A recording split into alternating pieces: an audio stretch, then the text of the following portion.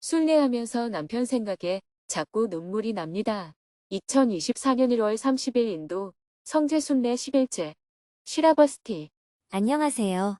오늘은 다시 국경을 넘어 인도로 가서 쉬라바스티를 순례했습니다. 새벽 3시 이틀간 머물렀던 대성 석가사를 나와 다시 인도 네팔 국경으로 출발했습니다. 3시 40분에 국경에 도착했습니다. 출입국 사무소에는 다행히 한 사람이 일하고 있었습니다. 이 시간에 한 명이라도 업무를 봐주어서 감사했습니다. 스님은 6시 30분에 네팔 인도 출입국 절차를 모두 마쳤습니다. 절차가 먼저 끝난 순례단과 함께 바로 삐뿌라아와를 향해 출발했습니다. 약 1시간 30분가량 이동하니 삐뿌라아와에 도착했습니다. 삐뿌라아와는 석가족이 세운 부처님의 진신사리탑입니다. 순례단은 가사를 수하고 삼배를 드렸습니다. 다시 쉬라바스티로 출발했습니다. 가는 길에 잠깐 멈춰서 야외에서 도시락을 먹었습니다. 2시간을 더 이동하니 쉬라바스티 천부라연탑에 도착했습니다. 순례단은 정근을 하면서 천부라연탑으로 올라갔습니다. 천부라연탑 위에서 다같이 예불하고 명상을 했습니다. 이어서 스님이 쉬라바스티와 천부라연탑에 대해 설명해 주었습니다. 부처님은 많은 제자들도 가르치셨는데 그 중에는 수다타 장자라는 분도 있습니다. 수다타 장자는 쉬라바스티 사업가로 부처님의 법문을 듣고 깨달음을 얻은 후 쉬라바스티로 부처님을 초청했습니다. 쉬라바스티 지역의 사람들은 부처님의 가르침에 처음에는 관심이 별로 없었다고 합니다. 부처님은 대중 앞에서 망고나무 씨앗을 땅에 심었고 나무가 자라 열매를 맺더니 모두 부처님 모양으로 변했다고 합니다. 이 기적 이후로 쉬라바스티 일대의 교화가 점차 이루어졌다고 전해지고 있습니다. 스님과 함께 먼저 온 순례단은 설명을 듣고 동원정사로 출발했습니다. 이어서 출입국 절차를 마친 두 번째 팀이 천불화연탑에 도착했습니다. 스님은 순례단과 함께 탑을 돈 후 안내를 시작했습니다. 두 번째 안내를 마치고 탑을 내려오는데 세 번째 팀이 도착했습니다. 스님은 세 번째 팀까지 직접 설명한 후 동원정사로 갔습니다. 먼저 도착한 순례단은 경전을 독송하고 있었습니다. 스님도 자리를 잡고 앉아서 같이 경전을 독송하고 예불을 드렸습니다. 이어서 동원정사에 대해 설명을 시작했습니다. 우리가 도착한 이곳은 동원정사입니다. 여러분들이 앉아있는 왼쪽 담장 너머로 숲이 보이죠? 그곳이 사위성입니다. 수다타 장자가 사위성 서쪽 문 밖에 기원정사를 세웠고 베사카 부인은 그것을 본떠서 동문 밖에 이렇게 동원정사를 지었습니다. 수다타 장자를 아난드 핀티카이라고 부르는 것처럼 베사카 부인에게는 미가라의 어머니라는 별명이 있었어요. 그래서 여기를 녹자모 강당이라고 부릅니다. 경전에 나오는 녹자모 강당과 동원정사는 같은 절이라고 이해하시면 되겠습니다. 사랑하는 손녀가 죽었어요. 어떡하죠? 어느 날 베사카 부인의 손녀가 죽었어요. 손녀를 사랑하는 보통의 할머니들 마음이 그렇듯이 베사카 부인은 슬픔을 가눌 길이 없었습니다. 베사카 부인은 비가 오는데 우산도 안 쓰고 눈물을 흘리며 부처님이 계시는 기원정사를 찾아왔습니다. 부처님이 무슨 일인지 물으니 부인은 제가 너무나도 사랑하는 손녀가 죽었습니다. 그래서 너무나 슬픕니다. 하고 하소연을 했어요. 이럴 때 보통 사람 같으면 위로를 하겠지요. 하지만 부처님은 이야기의 주제를 바꿔서 베사카 부인에게 질문을 던집니다. 부인, 사랑하는 사람이 한 명 있는 게 좋겠습니까? 2명이면 좋겠습니까? 2명 있는 것이 더 좋습니다. 사랑하는 사람이 2명인 게 좋다면 3명이 되면 어떨까요? 더 좋겠지요. 부처님은 베사카 부인에게 계속 묻습니다. 5명, 10명, 100명, 더 나아가 사위성에 사는 사람 전체만큼 사랑하는 사람이 있다면 어떻겠느냐고요. 그러자 부인은 그 사람은 이 세상에서 제일 행복한 사람입니다. 하고 말합니다. 부처님은 다시 묻습니다. 부인, 이 사위성에서 하루에 몇 명이나 죽습니까? 많이 죽겠지요. 하루에 5명, 3명, 적어도 하루에 1명 이상은 죽을 겁니다. 그러자 부처님이 베사카 부인에게 말합니다. 부인, 그렇다면 이 세상에서 제일 행복한 사람은 매일매일 슬퍼서 울겠구려. 이 말을 듣자 베사카 부인은 탁 깨달아 버렸어요. 처음에 부인은 사랑하는 손녀가 죽어서 너무너무 슬프다고 했습니다. 그런데 부처님은 사랑하는 사람이 사위성 사람 전체만큼 많으면 어떻겠냐고 물었어요. 베사카 부인은 그 사람은 세상에서 제일 행복한 사람이다 하고 대답했습니다. 그러자 부처님은 베사카 부인에게 사위성에서 하루에 사람이 몇 명이 죽는지 물었어요. 베사카 부인은 적어도 하루에 한 명은 죽는다고 답합니다. 부처님은 이 문답을 통해 사람이 많으면 매일매일 죽는 사람이 생기고, 그렇다면 이 세상에서 제일 행복한 사람은 매일매일 사랑하는 사람이 죽으니 매일매일 슬피 울 것이라는 모순을 알려준 것입니다. 그 순간 베사카 부인은 깨달음을 얻었어요. 조금 전까지 슬퍼서 울던 눈물이 채 마르기도 전에 베사카 부인의 얼굴은 환하게 밝아졌습니다. 그래서 이렇게 말합니다. 알았습니다. 부처님. 알았습니다. 부처님. 잘 알았습니다. 부처님. 베사카 부인과 부처님의 문답은 성문답하고 거의 같은 거예요. 사랑하는 손자가 죽었는데도 슬픔이 가셨다면 남편이 죽어도 슬픔이 가실 수 있다는 것입니다. 재물을 잃어버려도 괴롭지 않을 수 있다는 이야기예요. 그래서 우리가 어떤 경우에도 괴로움이 없는 경지에 이를 수 있다는 말이 그냥 추상적인 말이 아닙니다. 꿈속에서 어떤 사건이 일어나든 눈을 뜨면 다만 꿈일 뿐인 것과 같습니다. 경전 속 베사카 부인의 이야기에서 그가 좋은 일을 하고 보시를 많이 했다는 것은 세속적인 얘기이고, 가장 중요한 내용은 베사카 부인이 법을 깨달은 이 문답입니다. 지혜의 눈을 뜨는 것이 중요하지, 집을 팔아보시를 했다고 해도 그것은 다 꿈속의 이야기에 불과합니다. 물론 베사카 부인은 깨달음의 지혜가 열렸을 뿐만 아니라 그 후에도 많은 보시행과 보살행을 했습니다. 동원정사가 생긴 연유. 어느 날 베사카 부인이 부처님의 법문을 들으러 기원정사에 갔다가 할아버지가 결혼 선물로 사준 온갖 보석이 장식된 아주 비싼 외투를 두고 왔습니다. 하인을 시켜서 옷을 벗어놓은 자리에 그대로 있으면 가져오고 아난다 존자가 챙겨두었으면 보시하라고 했습니다. 하인이 가보니 옷은 아난다 존자가 이미 챙겨놓아서 보시하려고 했지만 아난다 존자가 받지 않았어요. 당시에는 수행에 필요한 보시만 받지 수행에 필요 없는 것은 못 받게 되어 있었습니다. 보시하지 못하고 도로 가져오자 베사카 부인은 이미 보시하고자 마음을 냈기 때문에 옷을 팔아서 승려들에게 필요한 보시를 해야겠다고 생각했습니다.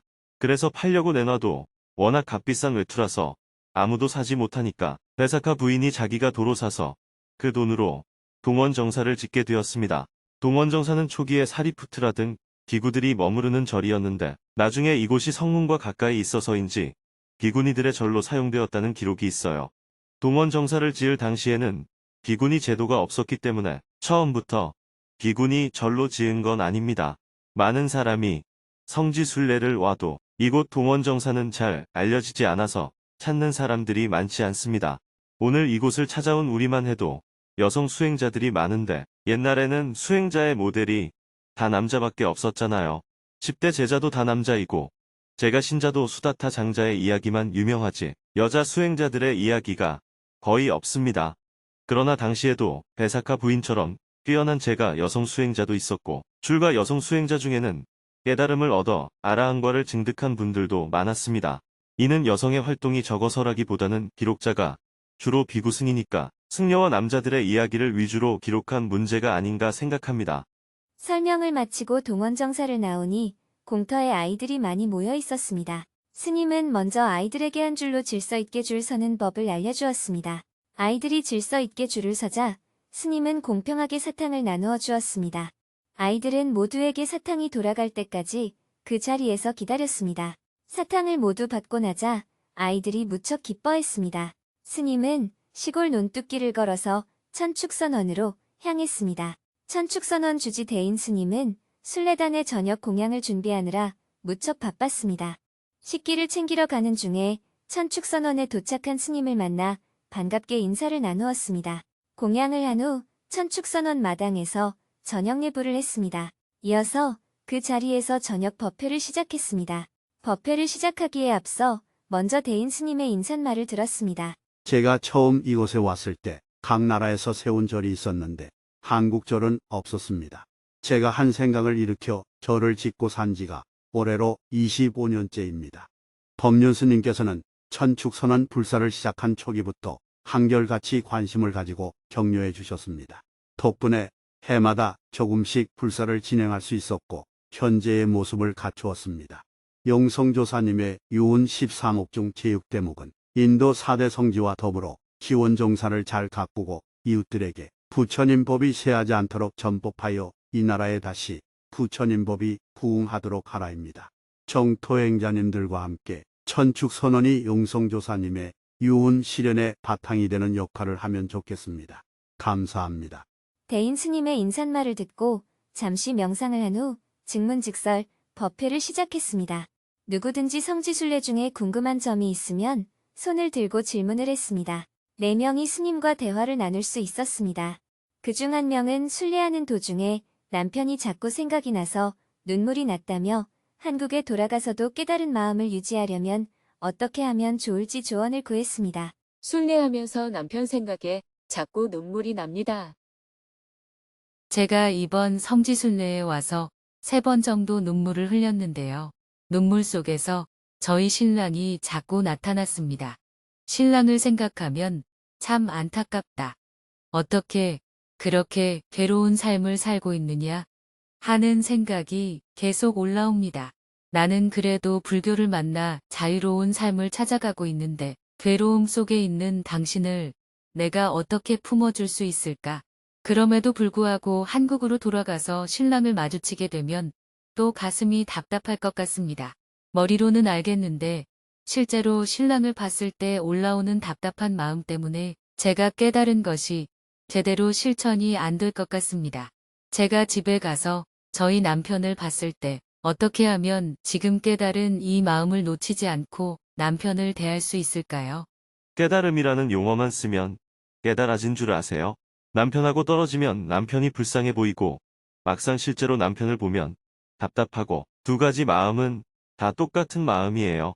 모두 경계 따라 일어나는 내 마음일 뿐입니다. 남편과 떨어져 있을 때 남편을 생각하니 남편이 참 불쌍하다. 남편을 잘 돌봐줘야 하겠다. 이런 마음이 드는 것을 세속에서는 선심이라고 합니다. 남편만 보면 미워지고 답답해지는 것을 세상에서는 악심이라고 합니다. 그런데 악심과 선심은 다 경계 따라 일어나는 거예요. 내 마음이 한 번은 이렇게 일어났다가 한 번은 저렇게 일어났다가 하는 것은 망념일 뿐입니다.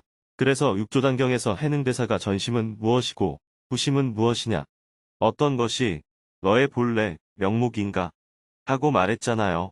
선심이니 악심이니 이런 걸 논하는 것은 깨달음하고는 거리가 먼 그냥 세속 노름에 불과합니다. 이럴 때는 선심이 일어나고 저럴 때는 악심이 일어나는 것은 그냥 경계 따라 일어나는 중생심이에요. 이 세상의 모든 중생이 제 아들을 보거나 할 때는 선심이 일어나고 또 자기 마음대로 안 되면 악심이 일어납니다. 이렇게 선심이 일어났다가 악심이 일어났다가 하는 것이 중생심의 본질이에요. 그러니 선심과 악심 넘어 본래 명목은 무엇인가? 이것을 탐구 과제로 삼아야 합니다. 본래 마음이 그렇다. 이렇게 전제를 하면 그것은 탐구가 아니에요. 믿음이고 배움이지요.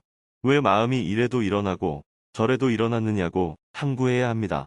그래서 남편이 불쌍하게 여겨지는 마음을 탐구해서 마음이 이렇게 일어나도 저렇게 일어나도 아무 문제가 없는 경지에 이르러야 합니다. 남편과 떨어져 있어도 불쌍한 마음이 전혀 안 일어나야 함께 있을 때도 전혀 미운 마음이 안 일어납니다. 그래야 털끝만큼이라도 깨달았다고 할 수 있습니다. 남편하고 떨어져 있으면 질문자만 그런 마음이 일어나는 것은 아니에요. 여기에 순례를 온 사람 대부분이 남편과 떨어져 있으면서 고생을 하다 보니까 집이 그리워지고 집에 빨리 가고 싶고 그렇습니다. 그런데 막상 집에 가서 문만 열고 들어서면 벌써 마음이 답답해집니다. 그것은 깨달음하고는 아무 관계가 없는 얘기입니다. 그냥 경계 따라 마음이 이렇게 일어나는구나. 남편의 얼굴을 보면 미움이 일어나고 남편과 떨어져 있으면 연민이 일어나는구나. 이렇게 생각하면 됩니다. 그런 마음이 있어서 붙어 사는 것입니다.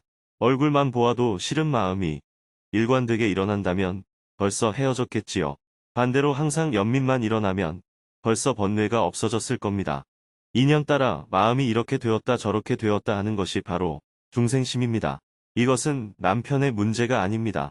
그러니 남편 걱정하지 말고 질문자나 잘하면 좋겠어요. 결론을 말씀드린다면 자신의 마음이나 잘 관찰하고 단속을 잘해라. 이렇게 말씀을 드리고 싶습니다. 여일한 마음이란 것은 마음이 항상 똑같은 것을 의미하지 않습니다. 마음이란 이렇게도 일어나고 저렇게도 일어나는 것이기 때문에 그래서 관심무상이라고 합니다.